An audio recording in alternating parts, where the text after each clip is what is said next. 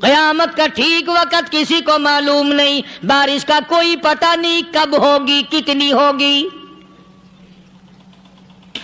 تم ابھی کہہ رہے ہوگے کہ جی محکمہ موسمیات والوں کو پتہ چلتا ہے، ان 3 مہینے میں یہ محکمہ موسمیات والے کئی دفعہ کہہ چکے ہیں کہ بوندا باندی ہوگی، مگر کچھ بھی نہیں ہوا، بلکہ جتنے یہ زیادہ بتلاوے نا اتنے ہی موسم خراب ہوتا چلا جاوے۔ پچھلے سال انہوں نے روئی کی گانٹھوں کی گنتی بتائی کہ اتنی کپاس پیدا ہوگی ملک میں، اتنی روئی کی گانٹھ بنے گی، اتنی باہر بھیجیں گے اور اتنی اپنے گھر رکھیں گے۔ ذرا پوچھو تو صحیح ذمہ داروں سے سر کھجاتے پھریں کہ کھاد کے پیسے بھی واپس نہیں ہوئے۔ بھلے کسی کو کیا پتا کہ ابھی کیا تھا اور ابھی کیا ہو جائے گا، کل کیا ہوگا، پرسوں کیا، ایک اللہ کی ذات جانتی ہے۔ فرمایا بھائیو ستارے زمین پہ دھڑام دھڑام کر کے گریں گے، وَإِذَا الْأَرْضُ مُدَّتْ، زمین بوریے کی طرح سے لپیٹ دی جائے گی،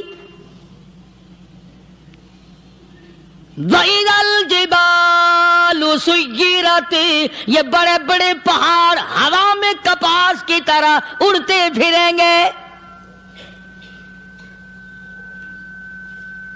تمام کے تمام علامات قرآن کریم بتا رہا ہے، اور آج مسلمان ہے، میں خود ہوں، آپ ہیں، میں قسم کھاتا ہوں کہ ہمیں خدا کے کلام پہ یقین کوئی نہیں۔ اگر یقین ہو پھر یہ غفلت۔ صحابی مدنی کریم صلی اللہ تعالی علیہ وسلم کا ساری رات کروٹیں بدلتا ہے، صبح ہوئی بیٹی نے پوچھ لیا ابا جان میں ساری رات دیکھتی رہی آپ کو نیند نہیں آئی، کیا کوئی تکلیف ہے؟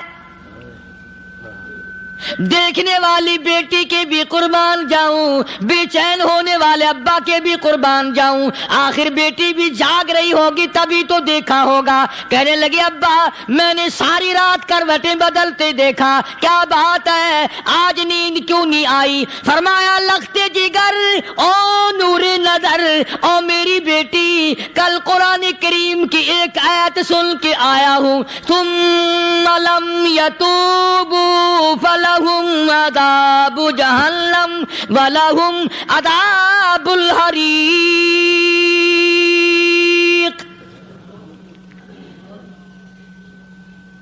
او میری بیٹی جس نے قرآن کریم کے ذریعے جہنم کی خبر سن لی ہو، جہنم کے انگاروں کی خبر سنی ہو، جس نے جہنم کی تباہ کاریاں سن لی ہو، او میری بیٹی نیند کیسے آئے؟ کیسے نیند آئے؟ امام شافعی رحمت اللہ علیہ اتنے بڑے جلیل القدر ولی کامل ہے، وقت کے امام ہے، پرہیزگار متقی ہے، اپنی بیٹی کو فرمانے لگے لختے جگر تیری آنکھیں بگڑتی چلی جا رہی ہیں، میں دیکھتا ہوں تو ساری رات نیند نہیں کرتی، ساری رات سوتی نہیں، مصلی پہ کھڑی ہو کر قرآن پڑھتی رہتی ہے، تو کچھ نیند کر لیا کر، آنکھوں سے محتاج ہو جائے گی۔ عرض کرنے لگے ابا جان نیند آتی ہے، بستر پہ لیٹ جاتی ہوں، آنکھ لگنے کو ہوتی ہے، فوراً میرے دل میں خیال آتا ہے شافی کی بیٹی تو نے تو بستر سنبھال لیا، صبح تیری نامعلوم زمین کے اوپر ہوگی یا لاکھوں من مٹی کے نیچے ہوگی۔ پھر میری نیند اکھڑ جاتی ہے، پھر کھڑی ہو کر خدا کا قرآن پڑھتی ہوں۔ وہ ساری رات قرآن پڑھا کرتے تھے، اور بدقسمت قوم تمہیں صبح اٹھ کر قرآن کا سپارہ پڑھنے کی توفیق نہیں ہے۔ مسلمان پر قرآن کا دیدار نصیب نہیں، قرآن کی زیارت نصیب نہیں، گدھے کی طرح کھاتے سو گئے اور گدھے کی طرح صبح اٹھ کر کھانا پینا شروع کر دیا۔ تو رب کے کلام کا اتنا باغی کہ تو دیکھنا پسند نہیں کرتا۔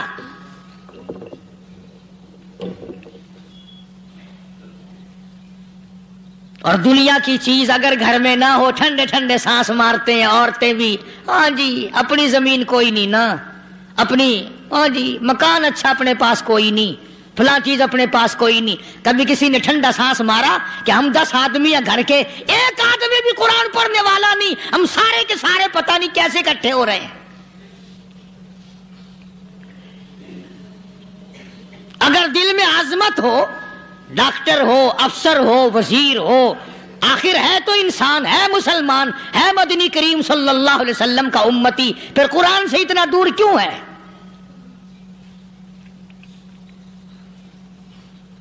تو اللہ پاک جل شانہ نے فرمایا میرے بندے ہر حال میں ڈر، ہاں تیری ساری چلاکیوں کو میں جانتا ہوں، تیری ساری ہوشیاریوں کو میں اچھی طرح جانتا ہوں۔ فرمایا وہ دن دور نہیں، آیا وقت قیامت کا، آیا، کوئی کسی کے کام نہیں آئے گا۔ فرمایا ان وعد اللہ حق فلا تغرنکم الحیات الدنیا، دنیا نے پھنسا لیا، چہل پہل میں پھنس گئے، اس کے رنگ روغن میں لگ گئے، اس کی زیب و زینت میں لگ گئے، رات اسی کی سوچ ہے، دن میں اسی کا فکر ہے، اور مرنے کا کسی کو بھی فکر نہیں۔ قرآن کریم کے آخری سورت کا آخری لقمان کے آخری آیتوں میں عجیب مضمون رکھا ہے۔ فرمایا ان اللہ عندہ علم الساعۃ وینزل الغیث، قیامت کا ٹھیک وقت اللہ کے سوا کوئی نہیں جانتا۔ کسے معلوم ہے ابھی اگلے منٹ میں کیا ہو جائے گا، سیکنڈ میں کیا ہو جائے گا؟ اچھا ایک بات میرے ذہن میں آئی، یہ بڑے بڑے لوگ آپ کو ملیں گے دیہاتوں میں بھی، بازاروں میں بھی، شہروں میں بھی، فلانا بزرگ غیب کی باتیں بتایا کرتا تھا، فلانا ولی یوں بتایا کرتا تھا۔ کبھی یہ بھی تو پوچھنا کہ اس ولی نے کبھی یہ بھی بتایا کہ میں مروں گا کب، کس دن مروں گا؟ جب اپنی موت کا پتہ نہیں تو اور کسی چیز کا کیا پتہ ہے؟ صرف اٹکل پچو تیر لگانے والی بات ہے۔ ابھی چند مہینے ہوئے یہاں میرے پاس چند نوجوان آئے ملتان شہر سے اور کہنے لگے کہ 25,000 کی چوری ہو گئی ہے، بتا کدھر کون لے گیا، کدھر لے گیا؟ میرے پاس آئے یہاں، میں نے کہا بتا دوں گا پر آدھے لوں گا۔ کہنے لگا نہیں نہیں دیکھا نا جی اتنا تو نہ کرو۔ اور میں نے کہا وہ سارے ہی چلے گئے یار، یقین کرو میں یہاں چارپائی میں بیٹھا ہوں دروازے کے باہر، عصر کے بعد پوری پارٹی آئی اسی شہر کی کہ 25,000 روپیہ گم ہو گیا ہے، بتا کدھر گیا ہے؟ سب لوگ کہتے ہیں قاری حنیف بتاتا ہے، سنو قاری حنیف بتاتا ہے، قلعہ کرا دوں گا میں۔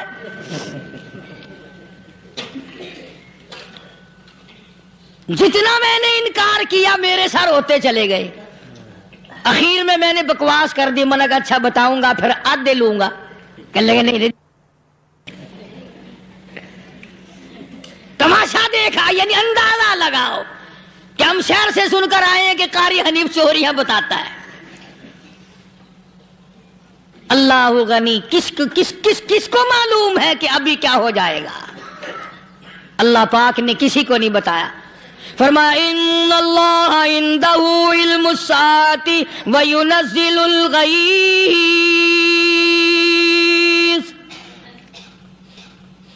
قیامت کا ٹھیک وقت کسی کو معلوم نہیں، بارش کا کوئی پتہ نہیں کب ہوگی، کتنی ہوگی۔ تم ابھی کہہ رہے ہوگے کہ جی محکمہ موسمیات والوں کو پتہ چلتا ہے، ان 3 مہینے میں یہ محکمہ موسمیات والے کئی دفعہ کہہ چکے ہیں کہ بندہ باندی ہوگی، مگر کچھ بھی نہیں ہوا، بلکہ جتنے یہ زیادہ بتلاوے نا اتنا ہی موسم خراب ہوتا چلا جاوے۔ پچھلے سال انہوں نے روئی کی گانٹھوں کی گنتی بتائی کہ اتنی کپاس پیدا ہوگی ملک میں، اتنی روئی کی گانٹھ بنے گی، اتنی باہر بھیجیں گے اور اتنی اپنے گھر رکھیں گے۔ ذرا پوچھو تو صحیح ذمہ داروں سے سر کھجاتے پھریں کہ کھاد کے پیسے بھی واپس نہیں ہوئے۔ بھلے کسی کو کیا پتا کہ ابھی کیا تھا اور ابھی کیا ہو جائے گا، کل کیا ہوگا، پرسوں کیا، ایک اللہ کی ذات جانتی ہے۔ فرمایا وَيُنَزِّلُ الْغَيْثَ، کوئی نہیں جانتا بارش کب ہوگی، کتنی ہوگی، کہاں تک ہوگی، کس قدر ہوگی، کس طرف میں ہوگی، کہاں نہیں ہوگی۔ وَيَعْلَمُ مَا فِي الْأَرْحَامِ، کوئی نہیں جانتا عورت کے پیٹ میں کیا ہے، لڑکا ہے کہ لڑکی۔ باپ کو پتا نہیں، ماں کو پتا نہیں، دادی کو پتا نہیں، نانی کو پتا نہیں، یوں کہ کسی کو پتا ہو یا نہ ہو، حضرت صاحب کو پتا لگ جاتا ہے. حضرت صاحب کو کیوں؟ حضرت صاحب ٹھڈ دے اندر وڑدا ہوندا ہے. تماشا دیکھ، کوئی کسی کو پتا نہیں چلتا، اور خدا نے اپنی خدائی کسی کو تقسیم کر کے دینی نہیں. لم یلد ولم یولد، نہ میرے ماں باپ، نہ میں کسی کا باپ، نہ میری اولاد، نہ میں کسی کی اولاد. اللہ الصمد، بے نیاز، بے مثل، بے مثال ہوں، ہمیشہ سے ہوں اور ہمیشہ رہوں گا.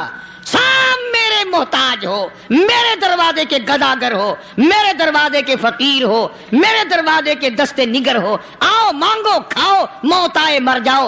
اگر اکڑو گے، فرمایا پھر میں نے بڑی بڑی سزائیں دی ہیں لوگوں کو. ہاں میں تو توبہ بھی منہ سے نہیں نکلنے دیتا،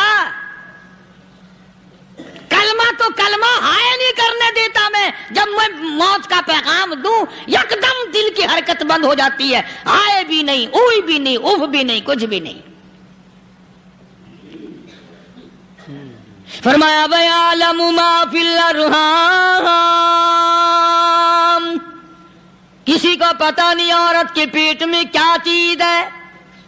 دیکھو نا، جس نے 9 مہینے بچہ پیٹ میں رکھا، جب بچہ پیدا ہوتا ہے نا، خود ماں بھی کان لگاتی ہے، بتائیں گی لڑکا ہے کہ لڑکی ہے. بےتابی سے انتظار کرتی ہے، بڑی بے قراری سے انتظار کرتی ہے عورت کہ یہ دائی بول لے، کوئی اور پاس والی بول لے، کوئی اور چھوٹی بڑی گھر کی عورت بول کے بتائے کہ لڑکا ہے کہ لڑکی ہے. اور جس نے 9 مہینے پیٹ میں رکھا، جب اس کو پتا نہیں تو پرلی طرف بیٹھے ہوئے حضرت صاحب کو پتا کیسے چل گیا. وَيَعْلَمُ مَا فِي الْأَرْحَامِ، زیادہ سے زیادہ تمہیں یہ کہیں گے جی فلاں بزرگ نے دعا کی تھی، اللہ میاں لڑکا دے گا، لڑکا ہو گیا. ٹھیک ہے، دعا تو بھی مانگ، بزرگ بھی مانگے، پیر بھی مانگے، فقیر بھی مانگے، عالم بھی مانگے، ماں بھی مانگے، باپ بھی مانگے، خاندان سارے مانگو. بات یہ ہے مانگو تو سارے، پر یوں کہو دینے والا وہ ایک ہے بس. یہ ہے اصل بات، اور مانگنے کی تو کوئی کسی کی وہ نہیں. امام الانبیاء محبوب کبریا حضرت محمد مصطفیٰ صلی اللہ تعالی علیہ وسلم سیدہ عائشہ صدیقہ رضی اللہ تعالیٰ عنہا فرماتی ہیں، میں سوئی ہوئی تھی، اچانک میری آنکھ کھلی، میں نے کالی کملی والے کو سجدے میں دیکھا، رو رہے ہیں، دعائیں مانگ رہے ہیں، رو رہے ہیں. حضرت عائشہ فرماتی ہیں اللہ اکبر، فرماتی ہیں اتنے روئے سرکار مدینہ صلی اللہ علیہ وسلم، سانس رک گیا، سانس گھٹ گیا آپ کا. حضرت عائشہ فرماتی ہیں میں اپنا جگر پکڑ کے بیٹھ گئی، کہیں آج بیوہ تو نہیں ہو جاؤں گی. نبی نے اتنا مانگا، اتنا مانگا، اتنا مانگا، اس کائنات میں مانگنے والا کوئی آیا ہی نہیں. ہر آن مانگا، ہر لمحہ مانگا، ہر گھڑی مانگا، اور اتنا مانگا. میری بات لکھ کے لے جاؤ انشاءاللہ، کچی پکی بات نہیں.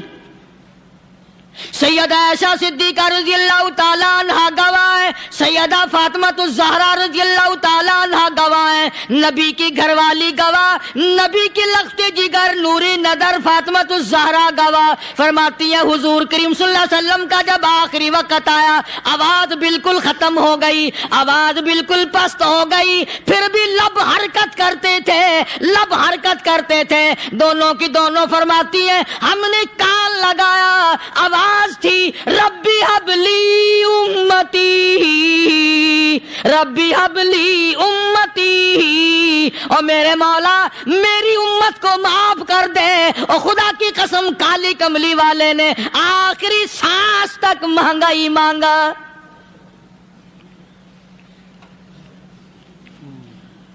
چاہے تیرے لیے مانگا، امت کے لیے مانگا، مگر ہر وقت مانگا. اور یوں فرمایا کہ میدان حشر میں جب لوگ چاروں طرف سے پریشان ہو کر، عاجز ہو کر، تنگ ہو کر، دھکے کھا کر، ذلیل ہو کر، انبیاء علیہ الصلوۃ والسلام کے مشورے سے جب حضور کریم صلی اللہ علیہ وسلم کے دربار میں آئیں گے مشکاۃ شریف میں حدیث موجود ہے، ارشاد حضور کریم صلی اللہ علیہ وسلم کا، فرمایا لوگ مجھے سفارش کے لیے کہیں گے اللہ اکبر کبیرہ، تو یوں فرمایا یہ نہیں فرمایا کہ میں اللہ میاں کو ٹیلی فون کروں گا کہ دیکھنا ذرا خیال کرو امت آ رہی ہے میری، یا امت کو یہ کہے کہ رکا لے جاؤ، بلکہ یوں فرمایا جیسے امت آ کر کے مجھے پریشان کرے گی میں سجدہ کروں گا، میں سجدہ کروں گا، اس وقت بھی سر میرا در تیرا، جھولی میری عطا تیری۔ اور حدیث پاک کا اگر مضمون پڑھ کر دیکھو سارے مضامین حل ہو جائیں۔ یوں فرماتے ہیں خود حضور کریم کہ میں اتنا لمبا سجدہ کروں گا اس وقت قیامت میں، اتنا لمبا سجدہ کروں گا کہ 7 دن 7 راتیں کا وقت 1 ہفتے کے برابر وقت لگ جائے گا، میں سر سجدے سے نہیں اٹھاؤں گا۔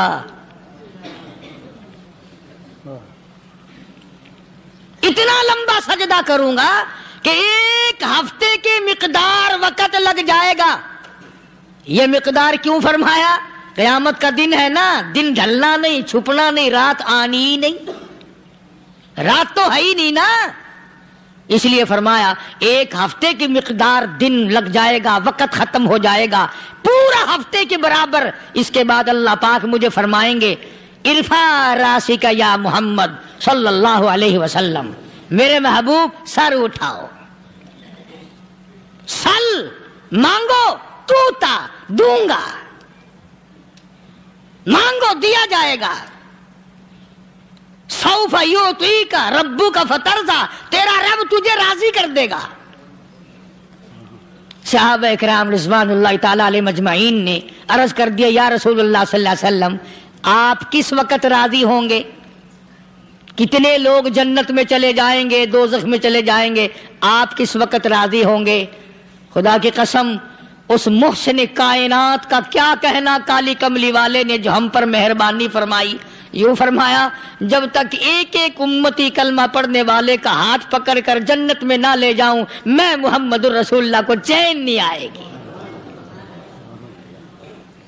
ایک ایک کو لے جاؤں گا اور چین نہیں آئے گا مجھے اس وقت بھی۔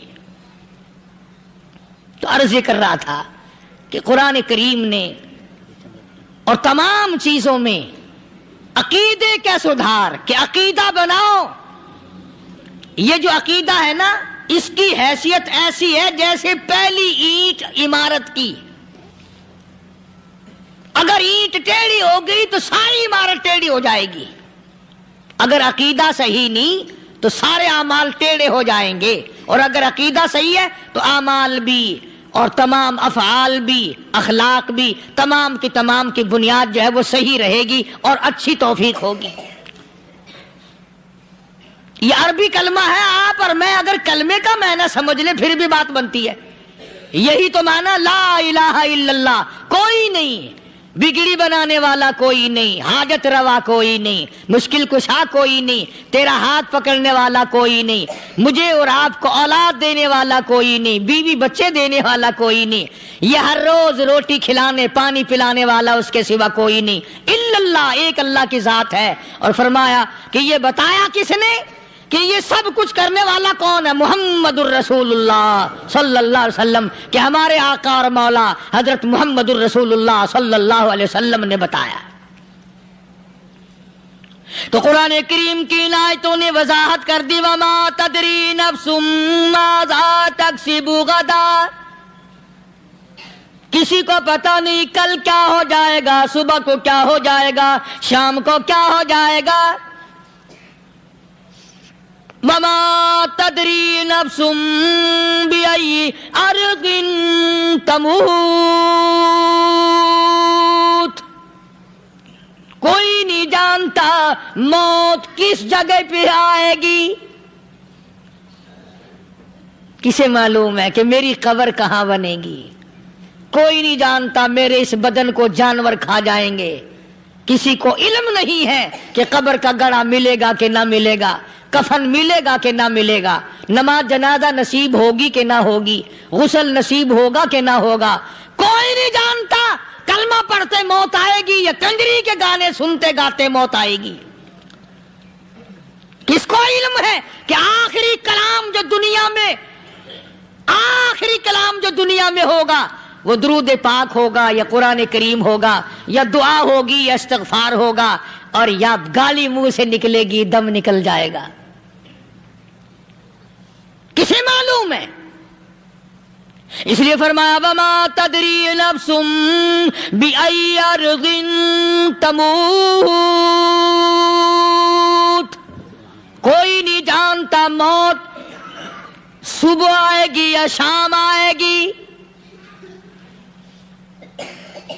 بیوی بچوں کے سامنے آئے گی یا اسپتال میں، کوئی پاس ہوگا بھی یا کہ نہیں جس وقت موت آئے گی کسے معلوم. سجدے میں آئے گی یا کنجری کی گود میں آئے گی کیا پتا، فلم میں آئے گی یا مسجد میں آئے گی. پچھلے دنوں ایک جگہ ایک آدمی نے صبح کی اذان دی، بڑی اچھی اذان دیا کرتا تھا، اللہ کا نام بلند کیا، زمین پہ بیٹھا اور ختم. فجر کی اذان دی، جو سنے انہوں نے کہا یار ابھی تو اذان دی تھی، بس اللہ کی طرف لوگوں کو بلایا اور خود دنیا سے رخصت ہو گیا. ہاں کسی کی موت یوں بھی آیا کرتی ہے، کسی کی سجدے میں آ جاتی ہے، کسی کی مراقبے میں آ جاتی ہے. اللہ اکبر. کسی کی نماز میں آئے، اللہ کی طرف دھیان لگے ایسا لگے کہ لگی جائے وہ چلا ہی جائے. ہمارے استاد محترم مولانا عبد الخالق صاحب رحمۃ اللہ علیہ یہاں کبیر والے میں تھے، بہت بڑے عالم، جید عالم، سمندر تھے علم کے.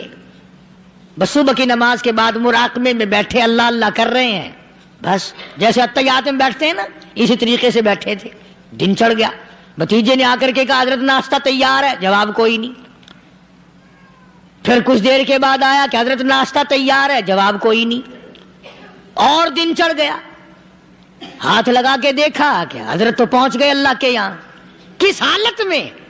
ایسی اللہ اللہ اللہ سے لو لگائی کہ اللہ ہی کے یہاں چلے گئے. اور ان اللہ والوں کے پاس اس نیت سے لگا کرو میری آخرت بن جائے، میری قبر بن جائے، میرا آخری کلام جو دنیا میں ہو وہ کلمہ ہو، استغفار ہو، درود پاک ہو، قرآن کریم ہو، پھر تو مزہ ہے. اور اگر ہائے ہائے ہائے ہائے کرتے مر گئے تو کیا ہوا؟ فرمایا ان اللہ علیم خبیر، میں خدا کی ذات تمام چیزوں سے واقف ہوں. مجھے تو پتا ہے نا، تیرے ایک ایک سانس کا پتا ہے، تیری رگ کے ایک ایک خون کے قطرے کا مجھے پتا ہے. اسی لیے کہا کرتا ہوں کہ عادت ڈال لو درود شریف پڑھتے ہوئے چلنے پھرنے کی، کلمہ کلام پڑھتے ہوئے چلنے پھرنے کی، استغفار کرتے ہوئے چلنے پھرنے کی. پہلے زمانے میں جب ٹھوکر لگتی تھی تو لوگ سبحان اللہ کہتے تھے، اللہ اکبر، استغفر اللہ. اب گالی منہ سے نکلتی ہے، اب گالی منہ سے نکل رہی، گالیاں بکتے ہوئے لوگ مر رہے ہیں. حضرت معاذ بن جبل رضی اللہ تعالیٰ عنہ مدینہ پاک میں بیمار ہے، آخری وقت ہے. صحابہ کی ایسی ایسی موت آیا کرتی تھی. چاروں طرف جتنے گھر والے بیٹھے ہیں، اماں بھی، بیٹی بھی، گھر والی بھی، بہن بھی، بھائی بند بھی، قبیلہ بھی، خاندان بھی. مدینہ شہر ہے، کالی کملی والے کا شہر ہے. حضرت معاذ بن جبل کا آخری وقت ہے. چاروں طرف بیٹھنے والے بھی تلاوت کر رہے ہیں قرآن کریم کی، خود معاذ بن جبل بھی تلاوت فرما رہے ہیں. اچانک حضرت معاذ رضی اللہ تعالیٰ عنہ رونے لگے. روئے حضرت معاذ. یہ وہ جوان ہے جس کو رخصت فرمانے کے لیے یمن کا گورنر بنا کر کے بھیجا حضور صلی اللہ علیہ وسلم نے. حضور صلی اللہ علیہ وسلم اس کو روانہ فرمانے کے لیے کئی میل پیدل تشریف لے گئے. ہاں حضور کے صحابہ. تو معاذ بن جبل جب رونے لگے تو گھر والوں نے پوچھا کیوں؟ کوئی بیٹھا ہوگا نا. کہنے لگا ڈر گئے، موت سے ڈر رہے ہو، موت سے ڈر کے رو رہے ہو. حضرت معاذ کہنے لگے نہیں، موت سے کیا ڈرنا، میں کیوں ڈروں موت سے، اس نے تو آنا ہی آنا ہے، میں نہیں ڈرتا۔ انہوں نے کہا پھر رویا کیوں رو رہے ہو؟ اللہ اکبر۔ صحابی کہتا ہے میرے دل کی تمنا میرے دل میں رہی، میری آرزو پوری نہ ہو سکی، میری حسرت میرے دل میں رہی، میرا شوق پورا نہ ہو سکا، میری آرزو پوری نہ ہو سکی، میری تمنا پوری نہ ہو سکی، بستر پہ موت آ رہی ہے اس لیے رو رہا ہوں۔ اے کاش رمضان کا مہینہ ہوتا، میں روزے دار ہوتا، گرمی کا موسم ہوتا، مجھے سخت پیاس لگی ہوتی، کفار سے مقابلہ ہوتا، میدان جہاد اور جنگ ہوتا، میں کئی کافروں کو قتل کر دیتا، پھر وہ مجھے قتل کر دیتے، میری زبان کاٹ لیتے، میری اللہ کے یہاں پیشی ہوتی، میرا رب مجھ سے پوچھتا معاذ دنیا سے کیا لایا، میں عرض کرتا الہی بولوں کیسے، تیری راہ میں زبان کٹا کے آیا ہوں اور روزہ رکھ کر آیا ہوں، تیرے محبوب کے حوض کوثر کے پانی سے روزہ افطار کروں گا۔ کہتا اس لیے رو پڑا ہوں کہ بستر پہ موت آ رہی ہے۔ ڈر کس چیز کا؟ یہ نہیں ڈرا کرتے تھے۔ حضرت ابو ایوب انصاری سب قید رضی اللہ تعالی عنہ، اللہ اکبر، کتنا بڑا مقدرہ والا جوان ہے۔ مدینے پاک میں حضور کریم صلی اللہ علیہ وسلم نے اسی کے یہاں ڈیرا لگایا۔ آخری وقت ہے، بیمار ہیں ابو ایوب انصاری، مدینے سے صحابہ جنگ کے لیے چلے۔ آؤ صحابہ کی تمنائیں دیکھو، ہم جتنے بیٹھے ہماری تمنا تو یہی ہے نا، کاروبار بڑھ جائے، مکان دکان کا ساز و سامان بڑھ جائے، یہ مل جائے وہ مل جائے، یہ ہو جائے وہ ہو جائے۔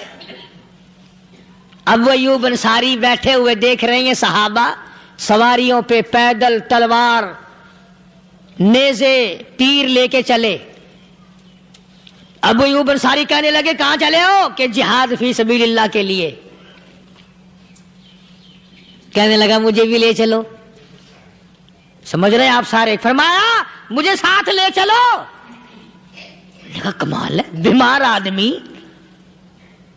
اور جنگ میں بیمار کا کیا کام ہے، کیا کرو گے؟ نے کہا مہربانی کرو، احسان کرو مجھ پر، مجھے ساتھ لے کے چلو۔ خدا کے بندے بیمار ہے، کرے گا کیا میدان جہاد میں؟